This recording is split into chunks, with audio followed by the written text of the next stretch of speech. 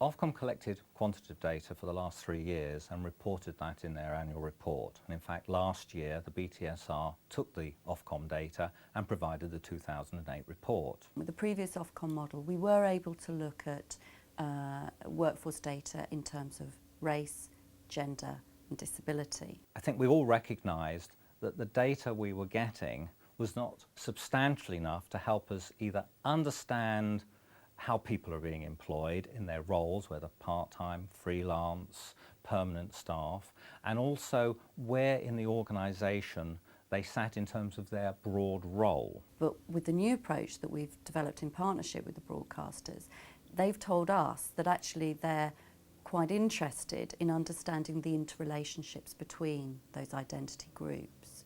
Part of the approach we've taken is to be much clearer, we hope, on the definitions.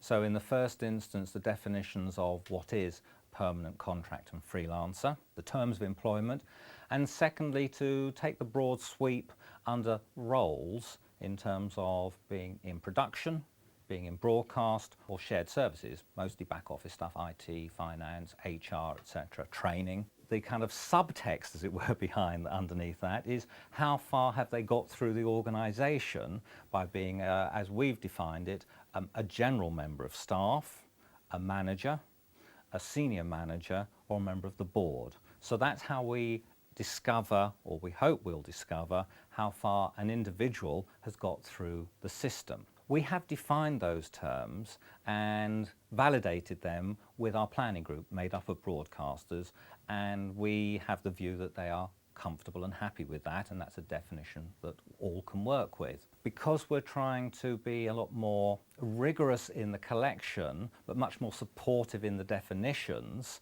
we believe we're enabling broadcasters to give us their data but in a much clearer and easily digestible format. At times, some aspects of a broadcaster has to take a view where they're allocating a particular individual or set of individuals into that data set.